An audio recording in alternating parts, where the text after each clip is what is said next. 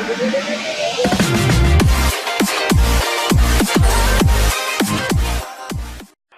day, everyone. It's good to have you online to discuss the Q4 and full year results. From Hero, we have with us on the call Niranjan Gupta, CFO, Ashok Bhasin, Head of Sales, Service and Customer Care, and Surinder Chhabra, Vice President Finance. We will begin with first comments from our CFO, Mr. Gupta, and then open the line for all your questions. Over to you, Mr. Gupta. Thanks, Umang. Thanks, everyone, for coming to this Q4 call. Just a few points. You would have seen the press release that we sent out on our results a while back. As far as Q4 is concerned, the headline numbers are the volume growth has been 23.4%, and our revenue growth, net of excise and GST, is 23.7%. If you see the underlying growth, because we have the Haridwar GST accounting stuff, then the underlying like-for-like growth is 26% on revenue. EBITDA margin is 16% for the quarter, and PAT growth you have seen is 35%. Here, if you exclude the Q4 FY17 one-time BS4 impact, which was absorbed then the like-for-like PAT growth is 13%. So these are the Q4 numbers. Effectively, if we see full year, the volume growth is 13.8%, and the revenue growth is 13.1%. Again, on a like-for-like basis, the revenue growth is 16%. EBITDA margin is delivered 16.4%, and PAT growth is 9.5%. So again, as far as full year is concerned, healthy EBITDA margins. Overall, while commodity costs have gone up for the year, they have been offset by the operating leverage and the other initiatives that the company has taken. As far as within this, the global business is concerned, which some of you always ask, we've done in Q4 close to around 40% growth. For the full year, it is 13% growth at 204,000 units. With this, I hand it over for the questions. Thank you. If we could begin with the questions, please. Sure, sir. Ladies and gentlemen, we will now begin the question and answer session. Anyone who wishes to ask a question may please press star, then 1 on their touchtone telephone. If you wish to remove yourself from the question queue, you may press star, then 2.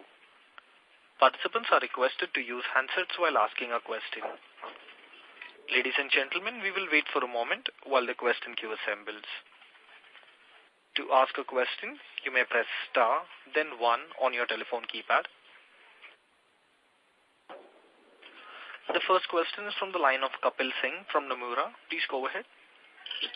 Hi, sir. Congrats on a good set of results. A couple of questions on the financials first. I wanted to check, if you look at the raw material cost, there's not much of an increase from 3Q to 4Q. So if you could help us understand whether this is due to cost reduction initiatives or you expect more increase to come in 1Q. And secondly, for many of the companies we have seen... Hello? Yes, sir, we can hear you. Please go on. Yeah.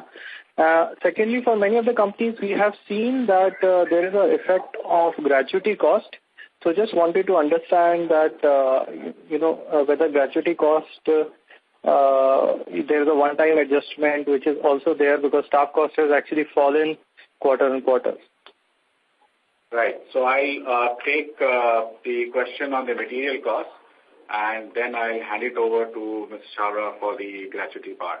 On the material cost, yes, you are right, but there has been a marginal uptick as far as the sequential numbers are concerned. But we do operate on some of the commodities with 1 quarter lag and some commodities with 2 quarter lag in terms of when it translates into our costing. And therefore, some of those could reflect in terms of moving forward. For the gratuity part, Mr. Chhabra, you can answer. Kapil, if I remember that the last year I think some actual evaluation was changed because of that government security rates went down. So that's why we have provided higher provision that point of time. But this year there is no major change, so that's why there is no effect. That was one-time effect last year, which I think reflecting some reduction in the current year. Otherwise, there is no change in the salary elements. Okay, so there is no adjustment in gratuity cost for us? Yeah, there is no adjustment. It's based on the actual valuation. Whatever the cost has come, that has been provided. Last year, because it was slightly higher, so that's why there was a one-time effect. Okay, got it. And just one more question on the volume growth side. You know, we've been hearing that rural sentiments have improved.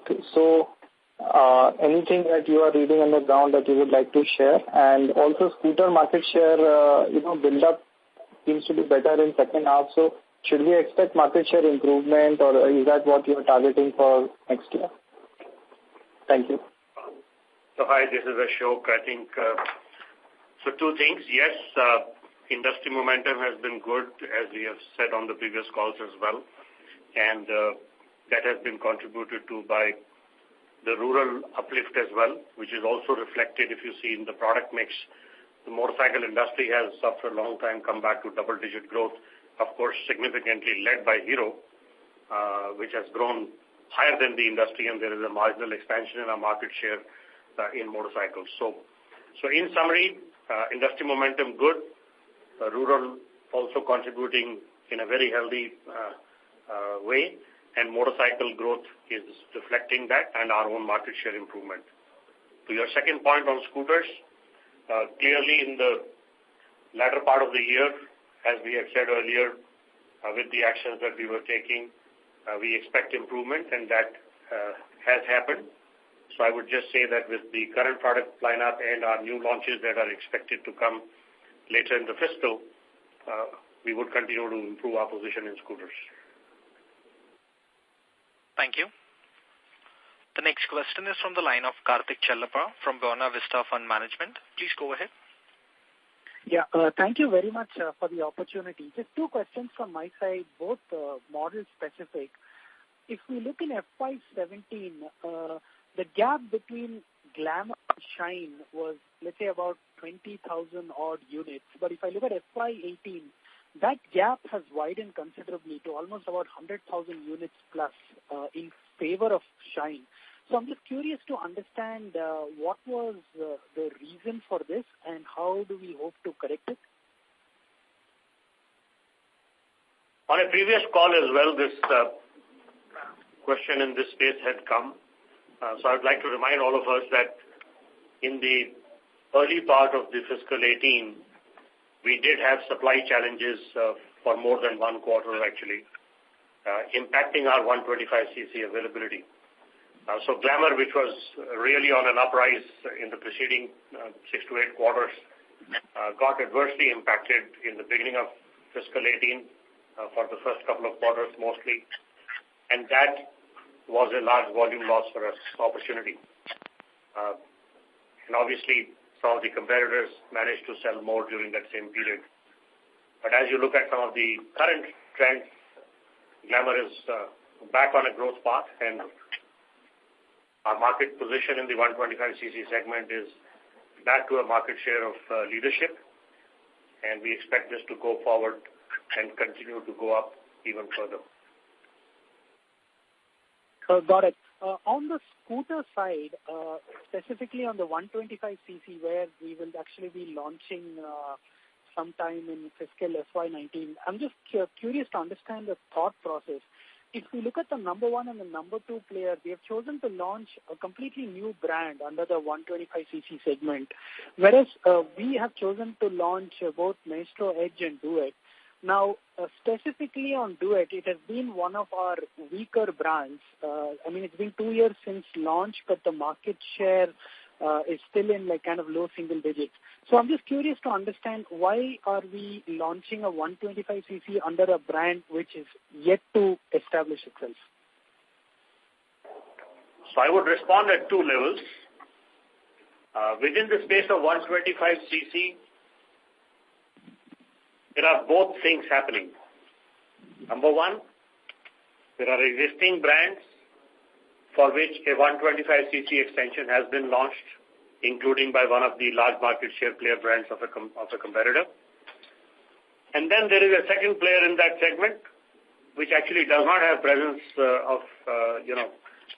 in the 110cc segment, and therefore they obviously have gone for a new space.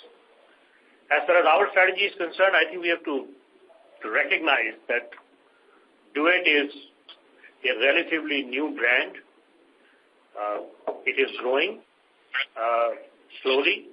We did have some, slow start and some headwinds in the beginning, but with the new BS4 scooters that we have launched in the fiscal 18, if you see the last 2-3 quarter trend lines, the run rates are improving. In fact, I would say that the addition of another product under the brand name will help build the brand stronger, because we would have a product offering in a segment that is fast growing. 125cc segment is today growing at almost 55 to 60%, and the 110cc segment is growing only around 15-17%. So the expansion of our scooter offerings under the two brands, which is Maestro Edge and Duet, will actually help.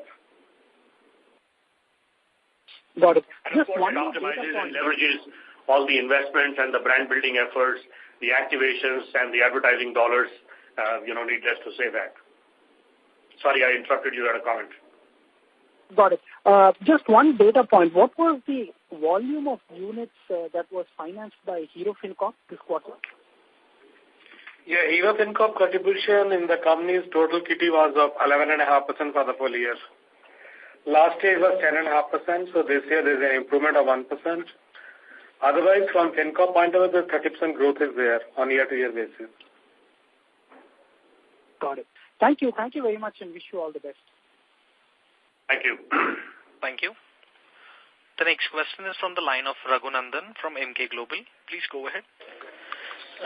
Thank you, sir, for the opportunity, and congratulations on a good set of numbers. Firstly, on the market share, for the overall two-wheeler segment, would it be fair to assume that we sustained market share in FY18, in FY19 also we would be able to sustain share given a few factors like new products like Extreme, Duet and Maestro? Secondly, on the benign mix, because I think north and east segments would continue to grow at a faster pace than the south segment, and north and east we have a higher market share. And thirdly, we have a strong presence in rural. Your comments, please. Thanks. So it is correct that in fiscal 18 we continue to lead the two-wheeler market space with a market share of 37%. And going forward, we expect the momentum not just for the industry but also for the Hero brand to continue, including some of the factors that you have mentioned of rural and motorcycle and some of the geography mix benefit. And to top it all, we will be, entering new segments with new products, and all of this should certainly help in making sure that we consolidate our leadership position in the fiscal 19. Sir, on a related note, could you share the rural and urban growth for FY18, and what is your expectation? By how much will rural outpace urban in FY19? So, overall, if you look at the two-wheeler industry space, there is no scientific measure of a rural and urban divide, but I would just say that the motorcycle industry, which has grown at 15%, has certainly grown at the back of rural, because the mix in rural is much higher in favor of motorcycles. And the scooter growth has only been about 20%. So I would say that if the national industry growth average was 15%, the rural has probably grown at least 200 to 300 basis points higher than that average. Understood, sir. And the new products which are being launched this year, what would be your internal estimate as to how much they can add to the monthly volumes? So I would not give a volume guidance. I think the most important thing is that they are both coming in segments in which we do not have presence, whether it is the 200cc or it is the 125cc scooters. So it's pretty fair to conclude that they are strategic entries and volumes will expand over a period of time, but certainly the net gain to Hero brand would be positive and accretive. The CGST benefit of 64 crores which came in the current quarter, that relates only to the fourth quarter?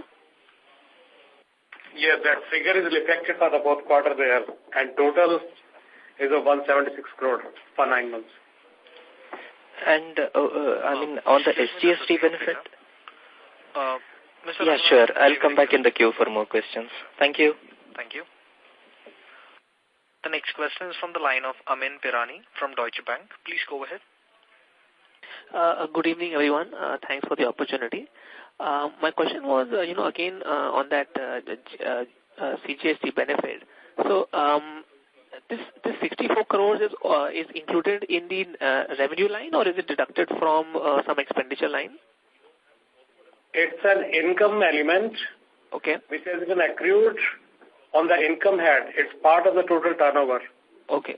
So if I just do some, a rough calculation, because from next quarter, I mean, this revenue line will not continue. So if I removed this from your top line, your margin impact would have been around 60 basis points, which is much lower than the impact that you had mentioned, that could be around 100 basis points when the Haridwar benefits go away. 3 years back, we had given indication of 1%. Yes. Yeah. So this is the correct way to look at it, that 60 basis points is around the, broad impact, or is there something that I'm missing? So let me just answer that. So the 100 basis point was correct, what we had said. Yeah. Now, out of that, that the 42%, which is the other part of the benefit, SGST benefit, that we are not accruing because the notification hasn't yet come out and we are still pursuing it. Yeah. So obviously, the current quarters have already absorbed the 40 basis point impact. Yeah. And therefore, what you will see remaining moving forward sequentially will be 60 basis point and not 100 basis point because 40 has been absorbed already. Understood. So even though you have absorbed the entire 100 basis points, the impact is much lower than what one would have expected, say, 2 years back because of the inherent improvement in profitability that you have been able to achieve. No, not really. Okay. The gross impact is 100 basis point. Yeah. But in the current year itself, we've not been accruing that 42%. Yeah. And therefore, to that extent, the 40 basis point impact has been absorbed. Right. Now, that impact is offset by various other savings and operating leverage, etc., as far as FY18 financials are concerned. Yeah. But sequentially, as you move forward, the remaining impact that you will see will be to the extent of 60 basis points that you've rightly said. Understood. And so just on your volume growth, this year, a lot of the growth, has come from the HF Dawn, HF Deluxe models. And while Splendor and the Glamour and Passion have also grown, but I think the bulk of the growth has been driven by these entry-level motorcycles.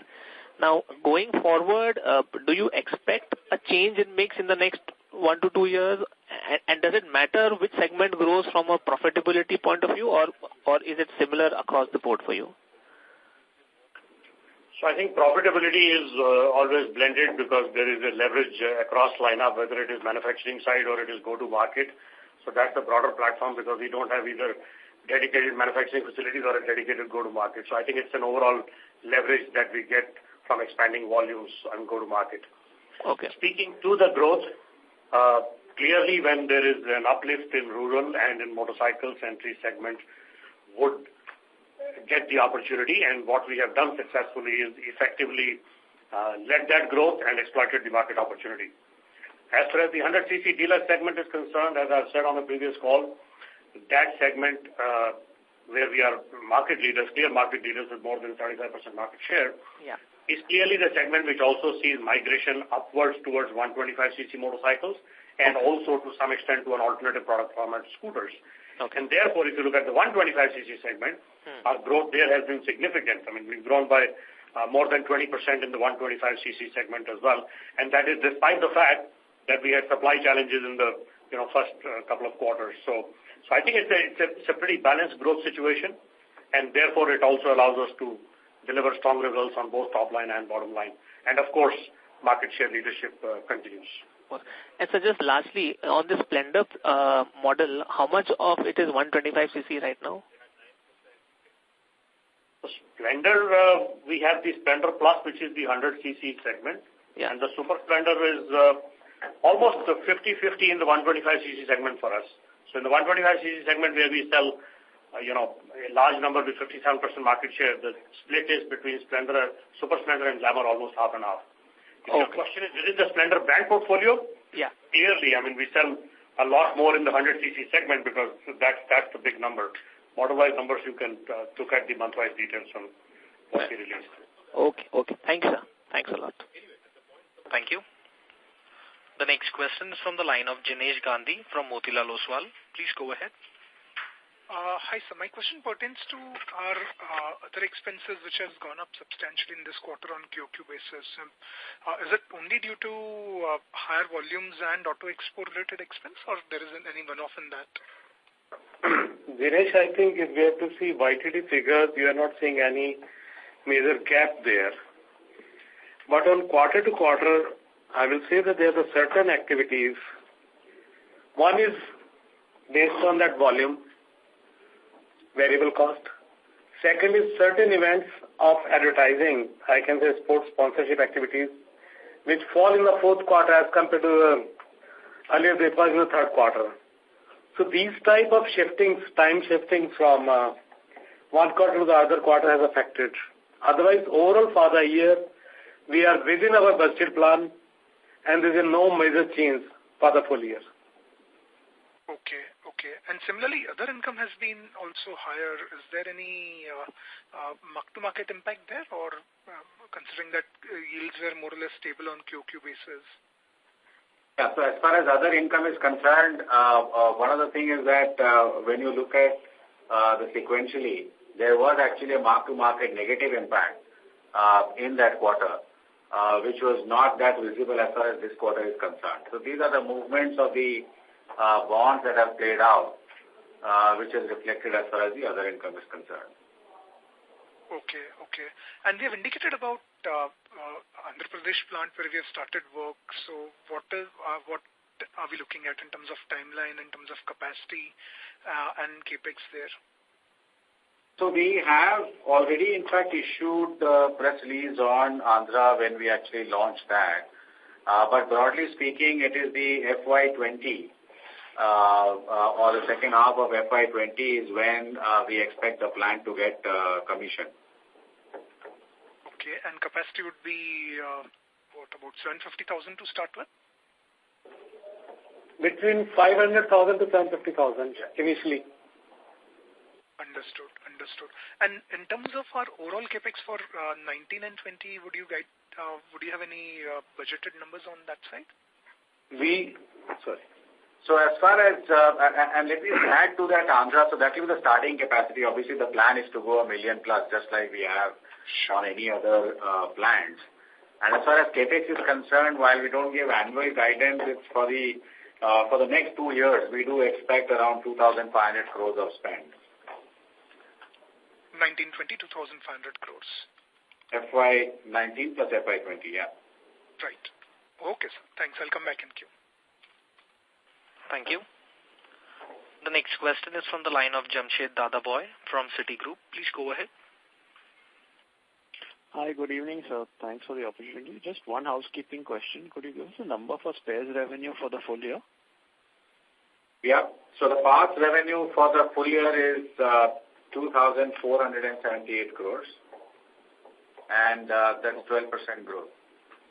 So let me correct the figure. 2,640 crores, which is 13% growth.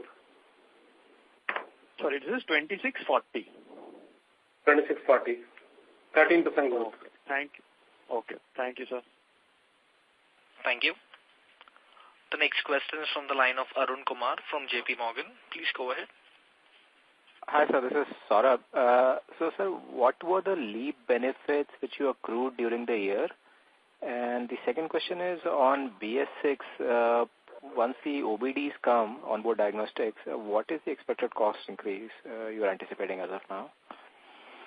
As far as LEAP is concerned, the overall annual number continues to be between 50 to 60 basis points, which is what has been in the previous years as well.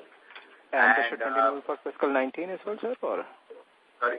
So there are various initiatives that we keep doing across boards on the cost, whether it's material costs or fixed costs, other expenses, everything. So we'll continue to drive savings in more ways than one. And as far as your other question was on BS6? Yeah. As far as BS6 is concerned, at this point in time, we are not in a position to give any cost estimate. But fair to say that we are on a roadmap to transition, and we expect to land it from a cost point of view competitively. Thank you. Thank you. The next question is from the line of Chirag Shah from Edelweiss. Please go ahead. Yeah, thanks for the opportunity and congrats for the set of numbers. So my first question is on price hike. So if you can just indicate what kind of price hike you have taken in Q4 as well as in this current financial year. So as far as pricing is concerned, the Q4 we had actually released as far as April. 1st April. If the question is Q4, we had taken around January, which would have been also around 300 per vehicle. And a similar sort of in terms of net back would have been there from the April itself as well. But sir, would it be right that the discounting activity is largely constant? So this is the net price hike that you would have taken? Yeah, broadly, yes. That's the right way to look at it, right? The discounting activity, or when I say discounting, various schemes that we run, either in top line or which accounts is flat. Fair point. The second question was the spare parts revenue for this particular quarter. What that number is, if you can share. Chirag, for the full year, we have given 12.90% growth. Yeah. Quarter to quarter, it varies. Yeah. For the quarter, because normally figures are not in the public domain. So what's the use to have that? No, sir, because generally you share, like for last quarter also you had shared some 690. For this quarter, the fourth quarter, 774 crores. And it would be more kind of flattish on the spare part side, the quarter? So with the previous quarter had 722 crores. Yeah, but the growth YOY basis would be flattish kind of a thing? YOY, quarter to quarter, the growth is there, marginally. Okay, marginally. But for the what is the reason of this? Sorry, sir. Yeah, please. So generally, to understand on the spare part side, what is the reason of this volatility in the spare part revenue? How do we, because generally the spare part revenue should reasonably be smooth for us, and given the counterfeiting effort that the entire industry in general is doing, it should be moving up. So generally, why is there such a volatility for spare part revenues? Normally, volatility is only during the peak period, that festival periods. Flyers give us to the OEs of spare parts. So supply constraints comes during peak periods. So that's why you always see the gaps. Okay. That's the primary reason for that. Yeah, primary reason that. So just to add, the growth numbers are around 10 to 12% on Q4 to Q4 basis as well. Pretty similar to the full year basis. Full year number. Yeah. Sir, and one last question if I can squeeze in on the tax rate. So how should one look at the tax rate for next year? Tax rate, let me tell you, depend on the capex, how much capex we do within the year. But the current year gap you're seeing with the previous year is only because of that R&D, the benefit which was earlier there at 200%. This year it was 150%. Apart from that, investment loans were withdrawn by the government. Yes. So these two elements had a negative effect. Plus on the deferred liability, 1% stress element has come up from 1st April, which you have to accrue on the future liabilities. Coming year, depending on that how much capex we'll have within the year, based on that effective tax percentage can be worked out. So but it should be broadly in the current range, right? 1% here and there. At this point of time, cannot comment that. But yes, we'll try to, I think, have effective tax rate instead of that, depending on that how much capex we are targeting there. Yeah.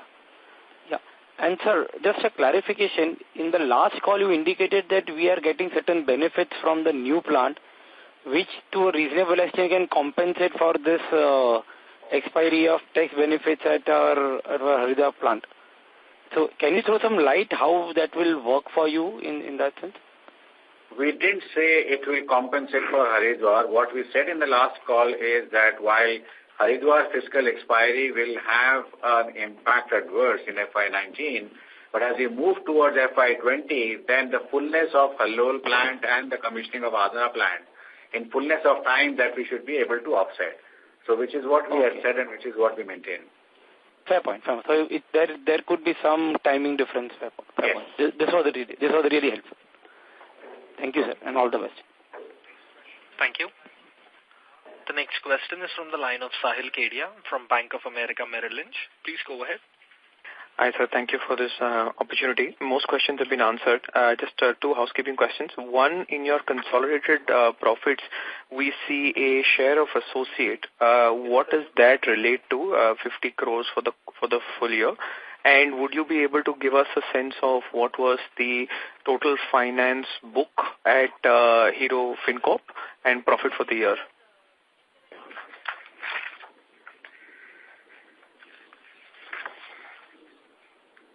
Just give us a second. Sorry, can you repeat your question?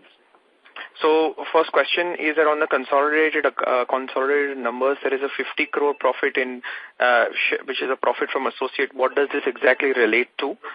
Number two, if you can give us the size of lending book that you have at Hero FinCorp and the profit for the year, FY18. So the share, as far as the associate is concerned, we have the associate company from where this profit comes. And on the financial book size, Shabraz, you can respond. You see that it's Hero FinCorp is there, which is associates, and we have the two subsidiaries, Bangladesh and Colombia. On associate front, that's part of that mark-to-market activity in consolidation. But as far as subsidiaries are concerned, their profits are clubbed with that company's profits. So Bangladesh is growing, we have the profitability. Colombia, yet to start, but overall, the profit consolidation is only on the basis of all these three entities. So is it possible for you to then split it and give us at least a broad directional figure in terms of that if this is a sum of your operating entities and finance of FinCorp, what would be the breakup between the two? Complete detail comes in the balance sheet for subsidy as well as assets valuation also. All right, sir. I'll wait for that. Thank you. Thank you. The next question is from the line of Hitesh Goel from Kotak Securities. Please go ahead. Yeah, thank you for taking my question, sir. Sir, can you just give us some sense on the price hike that you've taken? Will it totally compensate for the, the commodity cost hike and also the Haridwar incentive that is going away? And will you be able to, so basically my question is whether you'll be able to maintain the gross margins which are currently you're reporting. So a couple of things. One is that price hikes are not to offset any fiscal benefit expiry. They are more a combination of not only the commodity cost but also various other factors. We take into account the product competitiveness, our pricing strategies. It's all a combination of that and not standalone, either linked to commodity or linked to any other factor. Second, will it offset the entire commodity cost movement? We'll have to see how it pans out. Commodities are on the rise. We do continue to take judicious pricing action with our clear objective of growing both top line and bottom line. And we'll continue to navigate that space judiciously. Okay. So, sir, can you tell us in FY18 versus FY17 what has been the increase in commodity cost? So that you can see from the ratios itself where the material costs have gone up by 100 basis points, which got offset through the operating leverage, which is what I mentioned in the call in the beginning as well. So this is purely because of commodity costs and not because of mix, because you're a CT and it's purely because of commodity costs. Mix hasn't played out yet, yeah. Okay, and there is, because the commodity cost has gone up much more, you'll see more delayed hikes of commodity cost in next 2 quarters? Is that how we should look at it? Potentially, we'll have to watch this space closely in terms of how commodities behave. And accordingly, we will continue to navigate that space. What FY18 numbers show that we are able to navigate that space by taking the right calls at the right time. And sir, what would be the dealer inventory of Hero Motocorp currently? We've always given a range, so it's the same thing between 4 to 6 weeks. 4 to 6 weeks. So basically retails are growing in line with the wholesales and fourth quarter also. Yes, certainly. Okay, sir. Great. Congratulations. Thank you. Thank you. Thank you. The next question is from the line of Pulkit Singhal from Motilal Oswal Asset Management. Please go ahead. Yeah, hi. Thanks for taking my question. So I was just trying to see the changes in on-road prices for Splendor and Passion over 5 years at a consumer level, on-road price. So I noticed almost a 4% kind of annual inflation. So a 48,000 bike costs now 58,000. I just wanted to firstly reconfirm that with you. Is that what you've also seen? Because mine is based on certain data points from some magazines, etc. You said 4%, and then if I heard you correctly, you said 48 going to 58. I'm not sure if I heard you correctly. Yes, 48,000 roughly going to 58,000. So that translates to 4% consumer price inflation annually over 5 years. Over the 5 years, certainly there has been inflation. I don't have the model-wise numbers right in front of me at the moment. But just if you see from the latter part of fiscal 17 to 18, I mean, the average ex-showroom price increases that we would have taken would be close to 2,800 rupees per two-wheeler. And that's obviously, a substantial increase if you take the ex-showroom average price of 50,000. So that's already talking about 5.5% over the last 18 months. But these exact numbers, we won't be in a position to confirm on the call. Probably you could take it offline with Umar. Sure. I just wanted to also get your view whether you think, while we know people are up-trading from Splendor and Passion, is it possible that they are down-trading to HF Dawn Deluxe because of such level of inflation? Or because they also find the product, at least the engine is same, etc. So do you think that is also happening? I think there is no 1:1 comparison here, because when you look at a market which is growing at 15%, say in the last fiscal, obviously a lot of first-time buyers are coming. So for them, there is no reference point. They're just entering through the model and the price point value proposition that suits them the best. And therefore, obviously, the entry segment is going strongly. But like I said, if you look at the 125cc, at least for us, we are the market leaders in that segment, we have grown north of 20% in that segment as well, which is a very, very strong growth trend. No, I completely understand. I'm just trying to understand. Clearly, when you have entry segment consumers coming, particularly from the rural markets who are first-time buyers, they obviously do enter the category in large numbers at entry price points. Right. So is their behavior more like, okay, I have 50,000 rupees, let me see what I can buy? Or is it more like, okay, I have to buy a Splendor or Passion? I mean, just trying to get how price sensitive versus brand sensitive they are. I don't think it's either or, because for the consumer, the price sensitivity is really pegged to what they see as the value proposition. And in the two references that you make, which is Passion and Splendor, is setting a lot of intrinsic value for the consumer beyond the product, which is the brand, the trust, the reliability, and what the value it offers. So I think the consumers clearly do that. And that is why Hero has a dominant share. If you see in the 100cc segment, there are a lot of competing models which sell at prices which are significantly cheaper. And yet Hero, through HF brand and then through Splendor and then through Passion, continues to lead the market with 70% because the consumer sees a lot of value, not just in the product proposition, but in the overall value proposition, including the product, the customer service, the reach, and the brand. So I think we've sort of vindicated that significantly even in the last year. Got it, sir. Thanks for sharing your views. Thank you. The next question is from the line of Pramod Kumar from Goldman Sachs. Please go ahead. Yeah, thanks a lot for the opportunity.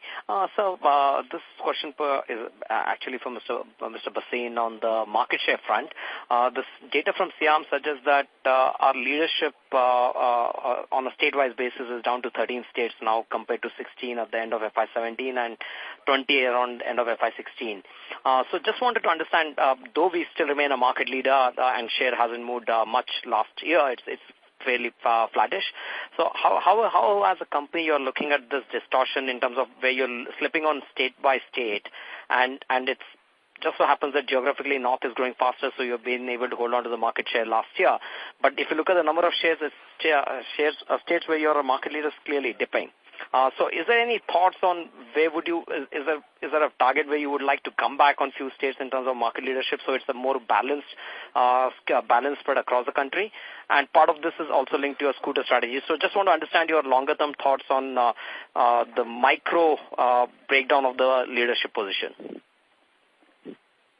I think the the micro breakdown is sitting driven by multiple factors. First of all, if you see, even in the markets where we are strong, we've actually become even stronger. But clearly, from a market structure standpoint, the two things that we have to deal with in the future is scooter segment, where we are expanding our portfolio and brand proposition. So when the market has converted significantly in scooters, and we have been, a much smaller player, market share in those states obviously gets affected, which are parts of market in South and parts of market in West. But at the same time, with our expanding portfolio in scooters, as well as now in premium segments, you will see some of that move forward. The strong thing is that even in some of those markets, for example, even in the West, if you look at our market share progress in motorcycles, it's been a pretty good story in the last fiscal. So I think clearly with the 125cc uplift and expansion in 200cc and scooters, we clearly will see improvements in those markets, which otherwise from a market structure standpoint, over the last 2 to 3 years, were not working most favorably for us because we were not present in certain segments. Fair enough. And the second question pertains to the international market. It's good to see some bit of improvement in the volumes in last fiscal. Just want to understand how much of this is driven by Bangladesh in terms of the local joint venture there. And also, given the increasing tilt towards probably the subcontinent in terms of your export shift, I just want to understand the rationale for progressing or with the golf sponsorship for Tiger Woods and extending it to Europe now. It's now gone from North America to even the European tour. So just want to understand, because these are clearly not the markets we are seeing volumes, and markets clearly in subcontinent region or in Africa. So just want to understand what is the thought process behind that. So as far as the global business is concerned, substantial part of growth does come from Bangladesh. We won't be able to give out exact numbers on this call, but Bangladesh is firing well. Particularly the Central American clusters are firing well. And there are other markets where we need to pick up and scale up. We do see macroeconomic environment also moving favorable sequentially, and therefore we would be in a position to scale up market by market as we move forward in the coming years. As far as our advertising strategy, brand building strategies are concerned, these are part of the overall corporate strategies which move beyond the market, geography, etc. There's a whole sort of brand building part of it, the imagery, the premiumness, etc. So it incorporates various aspects of brand building into it, and that's the strategy that we are following. Fair enough, sir. And thanks a lot and best of luck, sir. Thank you. Thank you. The next question is from the line of Mahesh Bendre from Karvi Equities. Please go ahead. Hi, sir. Thank you for the opportunity. Sir, during this year, we have grown by 14% in terms of volumes. So, what is the outlook for the current year? Do you expect similar momentum to continue? So, for fiscal 19, which has already begun, we expect the momentum of the industry growth to continue, and we expect close to double-digit growth for industry, and Hero certainly will stay on top of the game and consolidate its leadership, so our growth will also be pretty strong. Sure. Sure. And, sir, the exact, would you like to share any details regarding the exact launches of new models that we're planning this current year?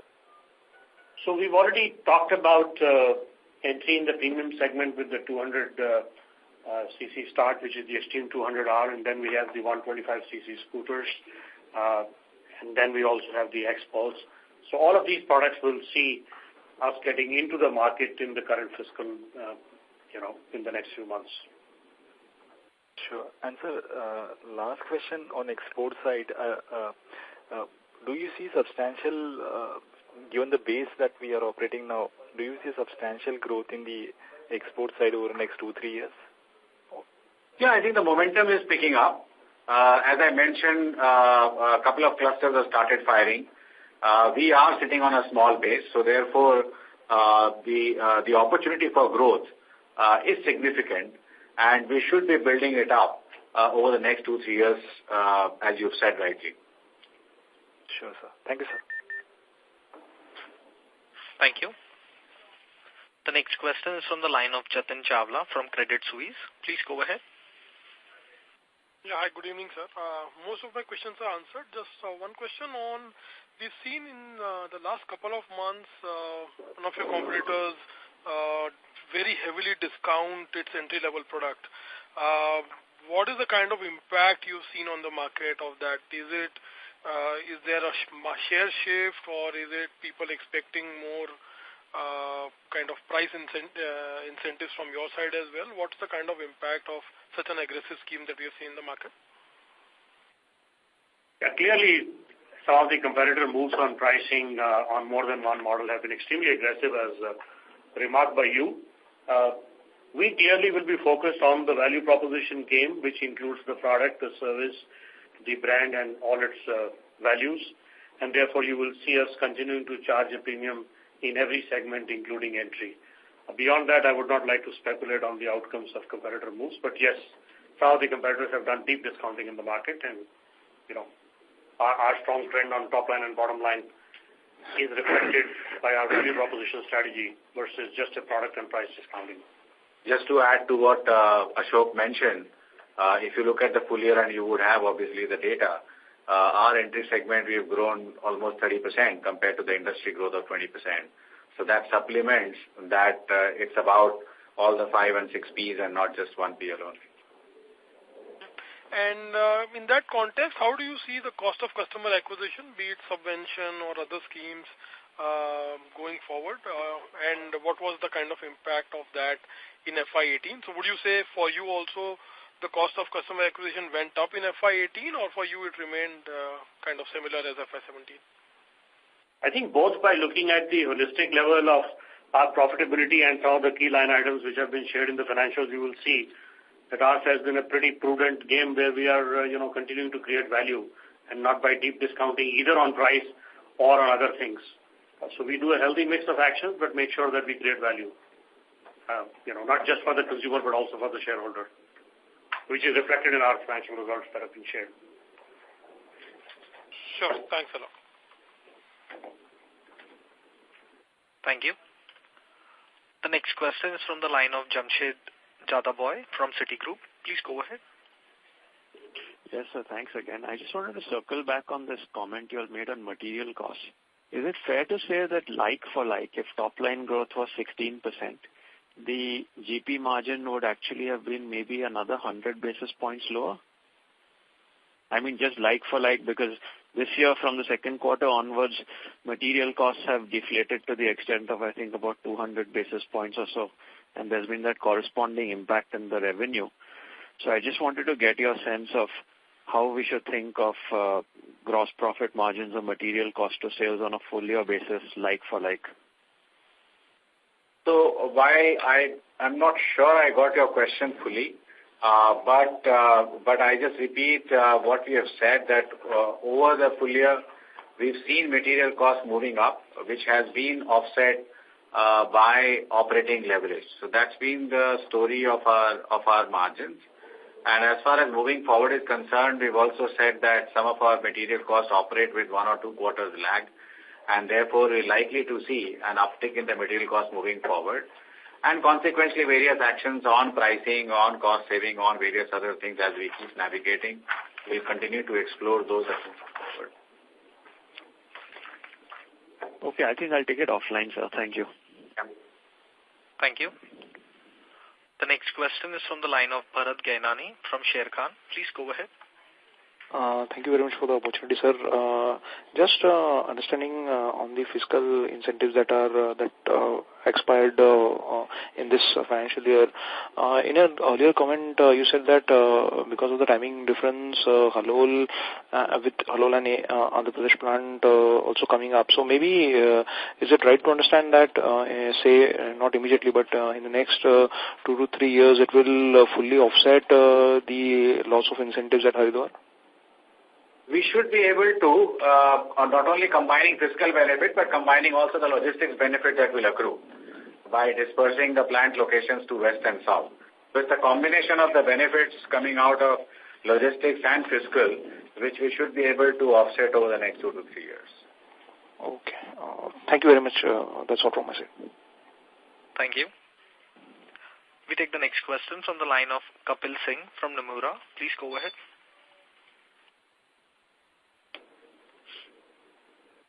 Mr. Singh, your line is unmuted. You may go ahead with the question. Yeah, hi, sir. We have talked about new technology, so, developments underway on strategic priorities, specifically engaging with external ecosystem. So we know about Ather, but any more details you can share that what exactly are we trying to do? Nothing we can share at this stage, but the statement is more about we continue to evaluate, explore all collaboration and new technologies, whether it's electric vehicles or anything else. And the statement is made in that regard, and also technology within the plan. Oh, okay. Typically such businesses in the initial stage would require more capital. So would we look to maintain our stake? Is that question about Ather specifically, Kapil? Yes. Yeah. Right. So as and when they come up with a funding round or whatever, we will take appropriate decision, which we take after evaluating everything. So that's basically something that we can't comment specifically, but we continue to take the right decisions. Yeah. Okay. Can we share anything like in terms of timelines? When are they looking to launch? As far as their launch timing is concerned, they have already come out with their press release where they have announced recently on their I think go-to-market strategy. As far as the exact timing of launch is concerned, that they would be in a better position to share because we are one of the investors only. Okay, sir. And one more thing I wanted to check. As far as new buyers are concerned, first-time buyers, would we have some information like how much are they currently, how much were they last year, how is that moving, and also the financing proportion, how is it moving? So new buyers continue to be around 70-75% of the market. And as far as financing is concerned, my colleague has already shared the ratios. Overall consumer financing runs at about 40%. Okay. Thank you. Thank you. The next question is from the line of Chirag Shah from Edelweiss. Please go ahead. Yeah, thanks for the opportunity again. So the question, sir, Halol utilization levels. So how should we look at utilization levels for Halol over the next 12 months? Utilization levels? So as the plant ramps up, etc., so when do you aim to achieve full production over there? How fast you can achieve? Yeah, so this is it's not about how fast you can achieve. The expansion itself is being done in phases. And as far as the current year is concerned, Halol produced around 300,000 numbers. And next year we expect to double the numbers through the phase-wise ramp-up. Fair point. This was really helpful. And one question on the revenue front again. Is there a positive impact of mix on these average realizations on the revenue side in the quarter? No. No. Thank you. Thank you very much, sir. Thank you.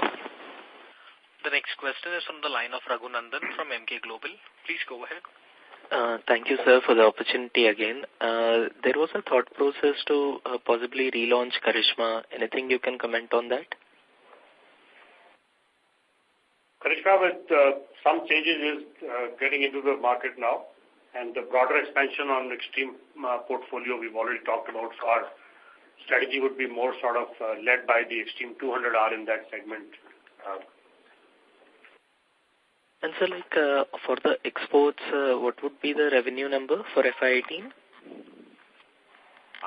We've given out the volume numbers. We don't exactly give out the revenue numbers by segment in our quarterly results. Sure, sir.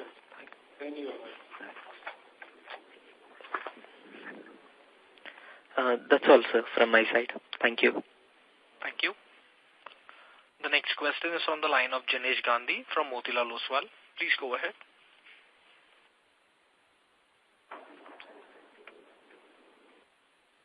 Mr. Mr. Gandhi, your line is unmuted. You may go ahead with the question. As there's no response, we take the next question from the line of Ashish Nigam from Axis Capital. Please go ahead. Yeah, hi, sorry, I missed your volume growth guidance for next year. I indicated that the momentum of fiscal 18 should continue in fiscal 19, and we expect the industry growth to be close to double digits, and Hero would certainly grow strongly and consolidate its leadership. Okay. Close to double digits could mean, high single digit at the moment. I think it will be anywhere around that double-digit watermark. It's difficult to predict with precision, but I think we do see a strong year in fiscal 19. Okay, fair enough. And, for all the new launches that are coming out in FY19, now you have to have compulsory ABS or CBS, depending on what CC it is. What is the cost increase you all are seeing for those safety norms? I know the emission norms are far out, but the safety norms are, upon us right now. So CBS typically would be around 500 rupees and the ABS could be somewhere around 3,500, 4,000 rupees depending on the model. Okay, good. That's helpful. Thank you so much. Thank you. Thank you. The next question is from the line of Jinesh Gandhi from Motilal Oswal. Please go ahead. Hi, sorry, I got disconnected. So you mentioned about 70-75% of buyers are new buyers. So this is for motorcycle or overall two-wheelers? It is overall two-wheelers, but I must add here that both for motorcycles and scooters, it is closer to that number. Motorcycles is just a shade higher, but 70% of the buyers, even in scooters, are first-time buyers. Okay, understood. Secondly, with respect to the Hero FinCorp book size, are you sharing that number or will have to wait for the annual report? No, we never show that number there. Okay, no problem. And lastly, we have invested further, so that's to maintain our stake at 48% or our stake has gone up? Pardon? In Hero FinCorp. In Hero FinCorp, we have invested further in this financial year. So our stake has remained stable at 48%? Our stake in FinCorp is 42%. And we have maintained that stake. Okay. Understood. And that's why you're seeing that the mark-to-market gain is coming up in the P&L account of that share. Okay. So that so other income includes that mark-to-market gain? No, not the other income, the consolidated figures. Okay, on consolidated. Understood. Okay, sir. Thanks and all the best. Thank you. Ladies and gentlemen, that was the last question. I now hand the conference over to Mr. Rahul Arora from Nirmal Bang Equities for closing comments. Thank you. I'd like to extend my thanks to the management, Mr. Gupta, Mr. Chhabra, Mr. Bhasin, and of course Umang for taking time out this evening to do this call, and to all the participants who joined in to hear the management comments as well. So thanks once again for everyone, and I hope they found it informative. Thank you. Thank you very much, sir. Ladies and gentlemen, on behalf of Nirmal Bang